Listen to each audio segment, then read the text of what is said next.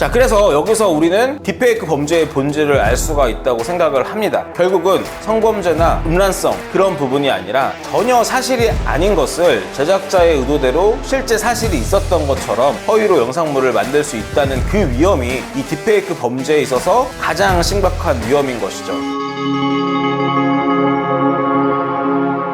이번 주에는 딥페이크와 관련해서 여러 논란이 있었는데요. 딥페이크란 딥러닝 기술을 이용하여 사람의 이미지를 합성하는 것을 말하는데, 기술의 발전으로 이제는 정말 진짜 사람인 것처럼 이미지나 영상이 만들어지고 있습니다. 그러다 보니 요새는 아는 사람의 얼굴을 딥페이크 기술을 이용해서 음란물에 결합시키는 딥페이크 성범죄가 화두가 되고 있는 것입니다. 그래서 이제 여야를 막론하고 딥페이크 성범죄의 처벌 강화를 내용으로 하고 있는 법안이 발의되고 있는데요. 우리한테 정말 필요한 것이 처벌 강화인지를 따져보기 위해서는 우선 현재 딥페이크 성범죄와 그리고 딥페이크가 아닌 다른 일반적인 성범죄 등을 어떻게 처벌하고 있는지를 비교해 볼 필요가 있겠죠. 그래서 오늘은 현행 딥페이크 성범죄와 다른 성범죄 간의 형량을 비교해 보는 그런 시간을 가져보고자 합니다. 그리고 딥페이크 기술에 있어서 정말 중요하게 생각해야 하는 그런 부분이 무엇인지에 대해서도 한번 말씀드려 보겠습니다. 먼저 사람을 몰래 찍었을 때와 딥페이크 영상을 제작했을 때의 형량을 비교해 보겠습니다. 성적 욕망 또는 수침을 유발할 수 있는 사람의 신체를 대상자의 의사에 반해서 촬영한 경우에는 7년 이하의 징역 또는 5천만 원 이하의 벌금에 처해지고 있고요. 딥페이크를 이용해서 음란물을 제작한 자 같은 경우에는 5년 이하의 징역 또는 5천만 원 이하의 벌금에 처해지도록 하고 있습니다. 딥페이크 영상 제작 쪽이 형이 약간 가볍다고 볼 수 있겠죠. 다음은 제작된 영상을 유포하는 경우를 비교해 보겠습니다. 유포, 상영, 반포 이런 경우들 같은 경우에도 실제 사람이 대상인 경우에는 징역 7년 이하, 반면 딥페이크를 이용한 성착취물 영상 제작 같은 경우에는 5년 이하로 정하고 있는 것을 알 수 있습니다. 이번에는 영리 목적으로 영상을 배포한 경우인데요. 영리 목적으로 배포한 경우에는 양쪽 모두 7년으로 정하고 있는 것을 확인할 수 있습니다. 결국은 영리 목적인 경우를 제외하고는 실제 사람을 대상자의 의사에 반하여 촬영하거나 유포하는 경우를 딥페이크 허위 영상물을 제작하고 유포하는 경우에 비해서 약간 더 무겁게 처벌하고 있다, 이렇게 말씀드릴 수 있겠습니다. 요새 발의되고 있는 처벌 강화안 같은 경우에도 이 5년 이하로 처벌하고 있는 부분을 사람을 촬영했을 경우와 마찬가지로 7년 이하로 하자는 것이거든요. 물론 이런 부분도 충분히 필요한 부분이 될 수 있겠죠. 하지만 무조건 형량만 강화하는 것이 능사는 아닌 것이요. 예를 들어 형량을 강화하면, 그러니까 5년 이하의 징역일 때는 범죄를 저지를 사람이 이걸 7년 이하로 바뀐다고 해서 범죄를 저지르지 않을까요? 그리고 또 한편으로는 딥페이크 허위 영상물을 제작한 것을 실제 사람을 몰래 찍은 것과 동일하게 처벌하는 것이 타당한 것일까? 이런 식의 이의제기가 있을 수도 있겠죠. 여러분들이 생각하시기에는 어떠실까요? 제가 봤을 때는 이 딥페이크 영상물을 성범죄의 방점을 찍고 봤을 때, 그러니까 성적 욕망 또는 수치심을 유발할 수 있는 영상을 딥페이크를 통해서 만들었다 하더라도 그것은 실제 내 몸은 아니지 않습니까? 그렇기 때문에 내 몸을 몰래 찍은 것에 비해서 나를 가공물로 제작하는 것이 나에 대해 침해하는 정도가 같거나 더 작다고 볼 수 있다면, 그렇다면 형량이 동일하거나 더 낮을 수도 있는 거 아닌가, 이런 생각은 사실 들거든요. 그렇지만 방점을 성범죄가 아니라 딥페이크에 찍고 생각해보면 결론은 달라질 수 있습니다. 촬영물이라는 것은 결국 내가 몰래 찍혔다고 하더라도 내가